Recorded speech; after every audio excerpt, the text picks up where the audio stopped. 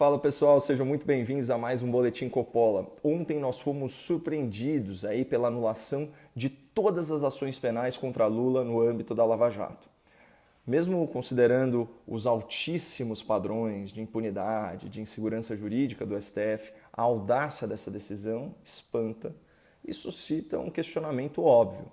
Por que só agora, depois de tantos anos, a Justiça constatou que a 13ª Vara de Curitiba não tem jurisdição, não tem legitimidade, não tem poder para processar e para julgar a conduta criminosa do ex-presidente Lula? A resposta é muito simples. A atuação do Supremo Tribunal Federal não é mais jurídica. A atuação do Supremo é política.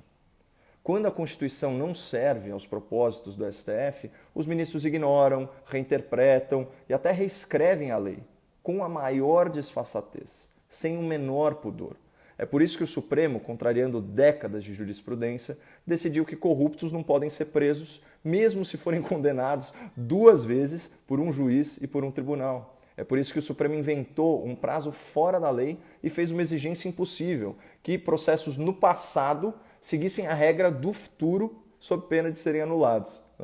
É por isso que o Supremo conduz aquele inquérito inconstitucional sem a participação do Ministério Público, em que ao mesmo tempo os ministros são as vítimas, os investigadores e os juízes.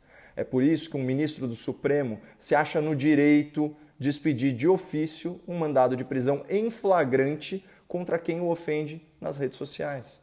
E é por isso que o Supremo ele governa o Brasil quando lhe convém, interferindo nas prerrogativas e nas atribuições constitucionais dos demais poderes. É por isso, pessoal, a atuação do STF não é apenas técnica e jurídica, como deveria ser. A atuação do STF é casuísta, é política, né? E esse é um tribunal que não costuma reconhecer a sua própria suspeição e parece um pet shop de tantos réus de estimação protegidos pelos ministros. O Supremo Tribunal Federal é o exemplo vivo do que acontece numa república quando há desequilíbrio de forças e concentração de poder sem controle externo.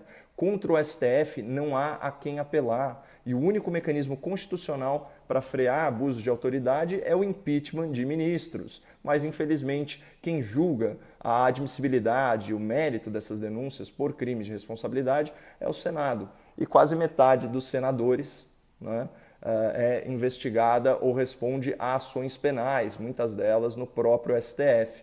Então é como se as instituições brasileiras estivessem amarradas num laço de impunidade. Mas voltando ao habeas corpus, né, e a decisão de anular as ações penais contra o senhor Lula.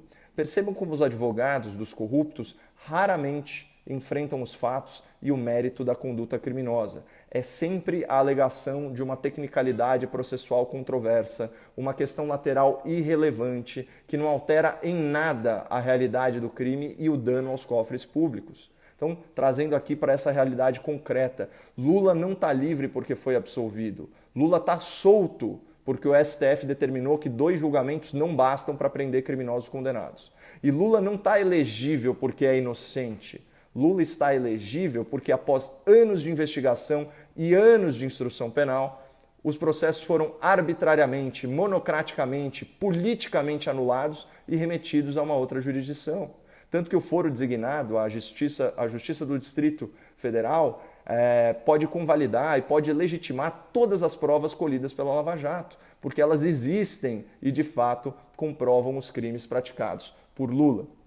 Mas essa aberração jurídica também cria um grande desafio de comunicação para a gente, né, para os profissionais da imprensa ou da mídia independente. Se todas as ações penais contra Lula foram anuladas numa canetada, apesar da comprovação judicial dos crimes de corrupção e de lavagem de dinheiro, nós estamos diante de um criminoso muito diferente.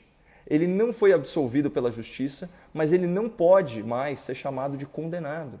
Então, qual seria a forma mais adequada para eu qualificar o senhor Lula sem correr o risco, né, de incorrer em injúria ou difamação?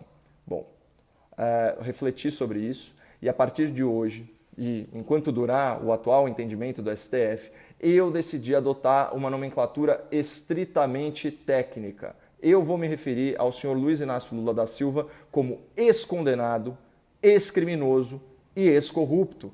Então, usando essas expressões autoexplicativas, eu me mantenho fiel aos fatos, registrando a existência dos crimes comprovados, das condenações sentenciadas e das anulações sem absolvição. E, além disso, com essa linguagem própria, essa linguagem judiciosa, eu evito ofensas antijurídicas ao que resta da honra do nosso ex-presidente Lula. Nosso ex-presidente, que agora também é ex-condenado, ex-criminoso e ex-corrupto. Bom, para quem quiser saber o que aconteceu com o combate à corrupção nos últimos anos, eu recomendo o vídeo Quem Sufocou a Lava Jato, que está disponível no meu canal do YouTube. Então, só não esqueça de se inscrever por lá se for acessar esse conteúdo. Muito obrigado, não percam as esperanças no Brasil e fiquem com Deus.